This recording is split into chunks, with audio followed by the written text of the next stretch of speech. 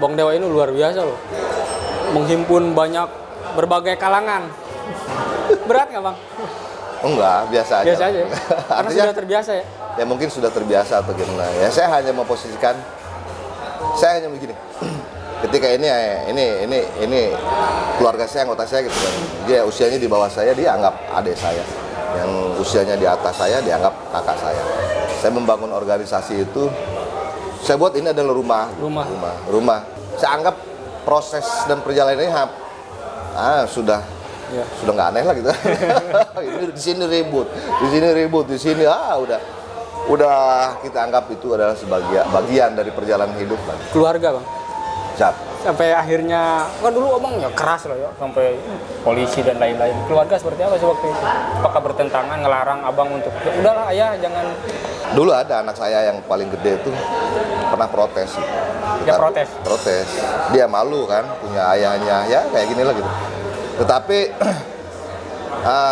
kesini-kesininya dia memahami gitu. Oh, saya dilahirkan, dibesarkan, disekolahkan, dikuliahkan dari apa yang ayahnya lakukan gitu kan, apa yang ayahnya kerjakan gitu.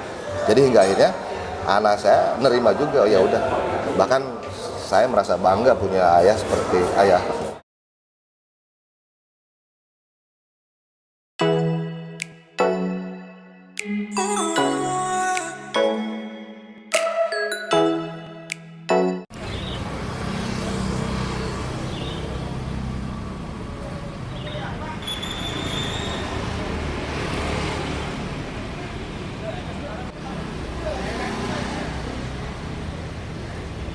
Assalamualaikum warahmatullahi wabarakatuh. Kembali lagi bersama saya Ega Nugraha Susanto di kanal YouTube Alexa Podcast.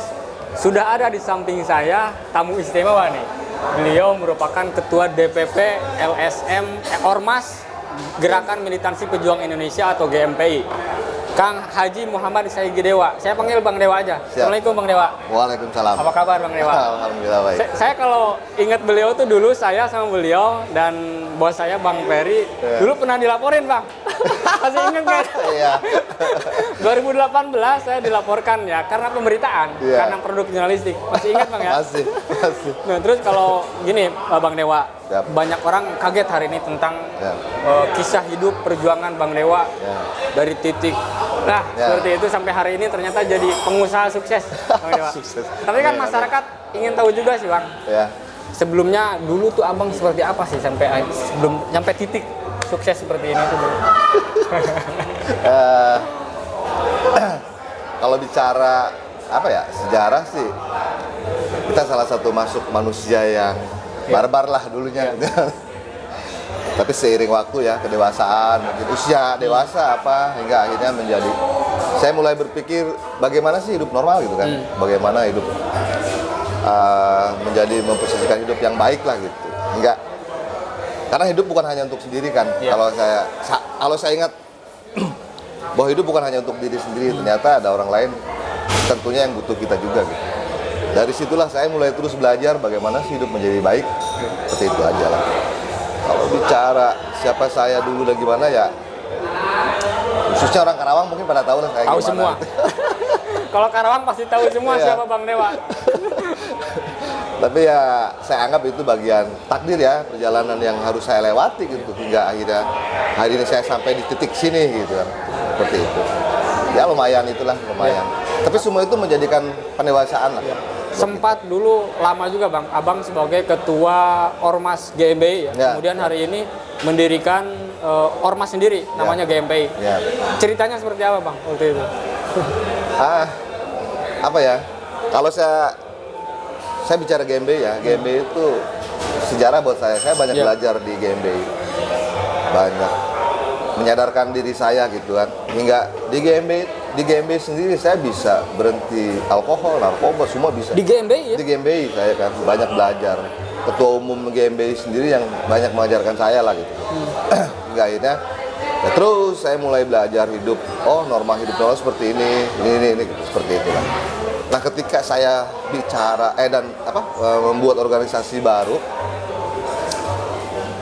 saya hanya melihat menginginkan kemandirian gitu waktu itu. Saya hanya buka bendera, buka wadah sendiri. Saya hanya underbow di GMPI waktu itu ya. Waktu itu.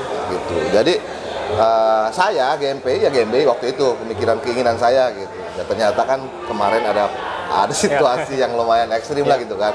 Ya mungkin itu salah satu jalan juga gitu kan untuk hingga akhirnya saya nyampe di hari ini gitu. Yang pasti semua pengalaman itu bagian hingga akhirnya saya menjadi seperti hari ini gitu. Ya. Hari ini anggota sudah berapa? Kalau saya lihat sih di postingan ya, terutama dari Humas, sudah terbentuk di Jakarta, kemudian di DPW di Jawa Timur, Jawa Tengah. Sudah berapa puluh ribu hari ini anggota? Kalau di Jawa Timur itu udah 24 DPC ya? DPC. Terus di Jawa Tengah 18 masuk. Kalau di Jawa Barat itu ada 17 kalau nggak salah. DKI udah full gitu. Tinggal Banten sudah ada orang tinggal mendeklarasikan. Ya. Berapa ya kira-kira? Kalau Karawang sih kemarin kita lihat di arsip ya di KTA itu udah ada 8.275. Belum masih banyak yang belum dapat KTA masih banyak. Bang, tantangannya berat nggak sih Bang? Saya lihat Bang Dewa ini luar biasa loh. Menghimpun banyak berbagai kalangan. Berat nggak Bang? Enggak, biasa aja. Biasa aja. Karena Artinya, sudah terbiasa ya. Ya mungkin sudah terbiasa atau gimana. Ya saya hanya memposisikan, saya hanya begini. Ketika ini keluarga saya, anggota saya gitu kan. Dia usianya di bawah saya, dia anggap adik saya. Yang usianya di atas saya, dianggap kakak saya. Saya membangun organisasi itu, saya buat ini adalah rumah dengan semua dinamika lah persoalan hidup lah gitu. Kita selalu menjaga hubungan, membangun chemistry gitu kan, selalu berbagi antara suka duka itu kita selalu bagi gitu kan. Nih saudara gua nih yang ini nih lagi masalah atau gimana ya kita coba masuk ke lingkarannya gitu. Ya sama hal seperti itulah gitu. Hingga akhirnya saya anggap proses dan perjalanan ini sudah nggak aneh lah gitu.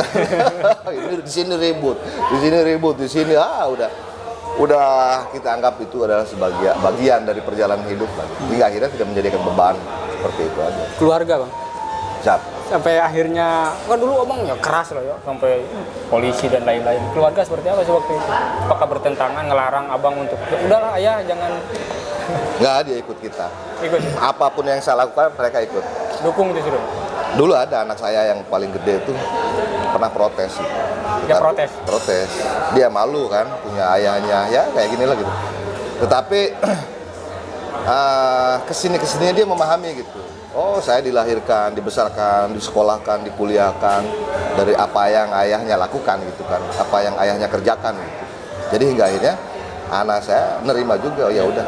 Bahkan saya merasa bangga punya ayah seperti ayah. Seperti itu. Untuk Bang gini, kontribusi nih Bang. Abang ini kan asli kelahiran Karawang, warga Karawang asli yang dibesarkan di Karawang. Mau tetap jadi pengusaha Bang? Atau mau ke jenjang selanjutnya biar bisa? Hari ini saya konsentrasi. Bisa. Hari ini apa yang saya lakukan, saya konsentrasi di hari ini gitu kan. Terlepas nanti ke depan mau seperti apa ya kita lihat nanti aja lah. Yang pasti hari ini saya berjuang semaksimal mungkin semampu saya membuat dan melakukan hal yang terbaik gitu aja. Yang bikin kaget nih 2020, Bang Dewa ini jadi trending topik dulu Bang. Siap. Jadi membantu pemerintah daerah sebesar 1 miliar kurang lebih ya. Iya. Luar biasa itu Bang. Kok bisa gitu Bang? Ya, mana ya? Mungkin waktu itu kan momennya kan kita semua parno ya. Covid. Takut ya? Takut. Siapa yang takut sama Covid kan waktu itu. Nah, di saat saya melihat refleksnya refleksnya pemerintahan Karawang waktu itu dia kebingungan kan. Iya. Dalam kondisi yang dianggap horor, mereka kan kebingungan harus seperti apa, langkahnya harus dari mana, kebingungan kan, dari memutuskan anggaran pun, pokoknya semua dalam kondisi kebingungan aja. Di sana saya masuk, saya bilang, cobalah melakukan sesuatu untuk masyarakat Karawang. Kalau misalkan kekurangan anggaran nggak apa-apa, saya bantu anggaran. Ya waktu itu ada uang lebih lah gitu kan, saya dorong. Karena emang kepentingannya untuk orang Karawang. Saya melihat yang takut itu bukan hanya 1-2, tapi hampir semua orang Karawang itu takut semua dengan kondisi itu. Waktu itu 2020. Iya, horor sekali waktu itu. Bang, yang saya mau tanyakan satu lagi tadi lupa. Abang kan sekarang sudah berhenti total ya ngerokok. Punten, tapi dulu narkoba juga nggak Bang? Narkoba. Sama ya, total berhenti hari ini. Abang gimana ke anak buah? Ke pengurus ormas menginstruksikan juga, melarang juga. Begitu saya jadi ketua 2011, saya jadi ketua tuh. Ya. Dari situ saya mulai berpikir, saya kan jadi barometer ya buat anak-anak saya, Betul. keluarga saya di organisasi. Kalau gua seorang ketua masih narkoba, masih mabuk, masih main cewek, masih judi, ya akhirnya saya sebagai leader, sebagai ketua itu, sebagai orang tua tidak akan mendapatkan perlakuan istimewa dari teman-teman dari anggota dari keluarga Ketuanya saya. aja gitu kok. Nah, seperti itu. Hingga akhirnya saya berpikir, gua harus berhenti. Gua harus berhenti narkoba, gua harus berhenti mabok kan. Semua gua tinggalin. Akhirnya saya berhasil, alhamdulillah. Karena pertimbangannya saya ingin memberikan contoh buat anak-anak dari apa yang saya lakukan hari ini gitu. Kan gini, kan enggak pas juga kita. Lu nggak boleh narkoba. Kalau kitanya masih narkoba kan, lu nggak boleh mabok. Kita masih mabok. Tapi ketika saya sudah nggak narkoba, udah nggak mabok, saya bilang lu jangan dah. Lu udah tua. Kalau orang usianya udah tua, lu udah tua. Mulai berpikir bagaimana harus lebih konsentrasi ke keluarga, terus mulai meninggalkan ego, keinginan diri sendiri itu mulai tinggalkan, karena ada yang lebih prioritas, yaitu anak sama istri, anak sama keluarga lo. Mereka kan melihat, oh iya ketua juga nggak mabuk ke narkoba ya ini. Ya setidaknya nggak tahu ya mereka di belakang saya mah. Kalau di belakang saya mah nggak ada yang berani mabuk. Kalau di depan ya, Iya. berani ya. Bang, sebelum ke pertanyaan terakhir nanti ngebahas-bahas soal KP, saya ingin tahu juga Bang, kontribusi apa sih nanti kontribusi GMPI khususnya Ya. untuk Karawang, karena basisnya kan hari ini ada di Karawang. Siap. Yang pertama sih gini, saya coba merubah paradigma yang ada ya, terutama di keluarga besar kita. Kalau secara umum, secara global sih nggak mungkin lah yang namanya itu. Beda kan, manusia kan mulai kiblat masing-masing ya. Ini kiblat ke sini, ke sini, ke sini. Ya minimal kalau di keluarga kita, saya coba membangun bagaimana sih hidup tuh lebih normal gitu kan. Ya. Merubah yang tadinya anak-anak ini mabuk, judi apa, kita coba. Nah, lu jangan deh, lu. Akhirnya, nah, itu sudah berhasil. Ada, ya mungkin bisa dianggap hampir 80% lah anak-anak kita sudah nggak tergantung hal-hal yang seperti itu. Tapi masih ada yang setidaknya, kalaupun mereka pakai narkoba, kalaupun mereka masih mabuk, dia tidak di depan kita. Mereka masih ngumpet lah. Artinya itu salah satu yang ya kemajuan lah. Terus cara berpikir, saya coba juga arahkan, mulailah berpikir modern gitu kan. Jangan selalu berpikir, ekstrim harus seperti ini, maling motor gitu kan. Nipu orang, ini orang ribut apa. Mulailah hal-hal seperti itu diminimalisir. Kalau bisa ya tinggalkan sama sekali. Dan setidaknya mulai berpikir bagaimana sih konsentrasi hidup itu lebih ke arah yang ke jalan yang normal gitu. Artinya menghidupi keluarga itu bukan hanya misalkan dari pengondisian, dari koordinasi, dari ngebegal motor, maling. Mulailah berpikir bagaimana gua harus punya usaha gitu kan. Gua harus punya usaha, harus punya satu kegiatan yang positif hingga akhirnya itu menjadikan sebuah sumber untuk menghidupi keluarga. Nah, seperti itu aja. Pembinaan-pembinaan seperti itu yang alhamdulillah sudah mulai. Anak-anak yang tadinya misalkan ada beberapa geng yang tadinya kerjanya maling, rampok, sekarang sih sudah alhamdulillah ya, mereka sudah mau, ada yang bisnis online, ada yang bisnis, bahkan ada yang jualan ini. Udah artinya banyak kemajuan yang sangat signifikan lah, keren lah. Saya lihat kalau selevelan dia mau melakukan hal seperti itu ya istimewa lah, artinya keren lah menurut saya. Ketua DPP dengan puluhan ribu bahkan ratusan ribu mungkin anggota, Bang, ada niat terjun ke dunia politik nggak Bang? Untuk hari ini belum, Bang. Belum ya? Kita lebih Nah, ngobrol-ngobrol soal usaha nih. Hari ini saya kan ada di Cafe Dewasana and Resto. Ini lokasinya di belakang Gor Panatayuda. Bang, kenapa sih kok tiba-tiba beralih ke bisnis kuliner nih tiba-tiba? Memang sudah direncanakan ya? Iya, gini bro. Iya. Kita kan, saya kan anak motor nih, anak motor. Saya sering reading touring ke mana semua lah, ke Jogja, kadang ke ke Lampung, ke Padang, ke Bali, naik motor Motor besar ya? Ya, motor besar. Di situ kan kita selalu masuk ke kafe. Terus artinya dari mulai situlah mulai terinspirasi. Gua harus buka. Kayaknya enak nih kalau buka kafe sendiri nih. Ya? Buat nongkrong anak-anak nih gitu.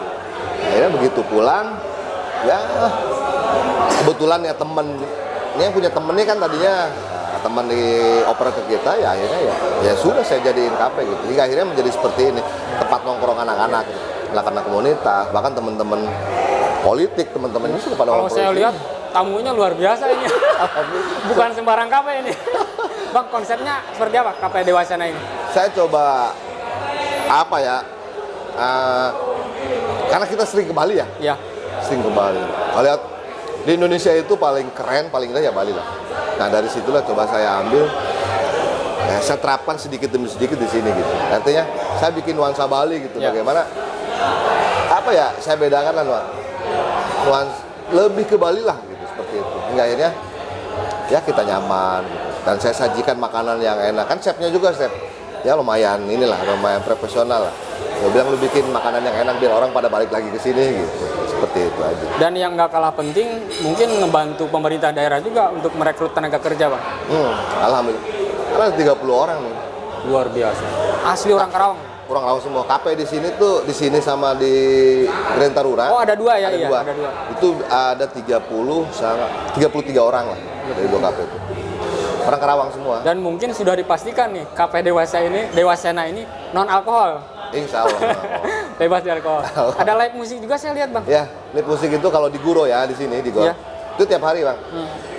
Dari mulai malam Minggu sampai malam Minggu lagi gitu kan. Tiap hari terus ada dangdut, ada reggae, ada pop, semua ada komplit. Ada musik-musik kenangan gitu.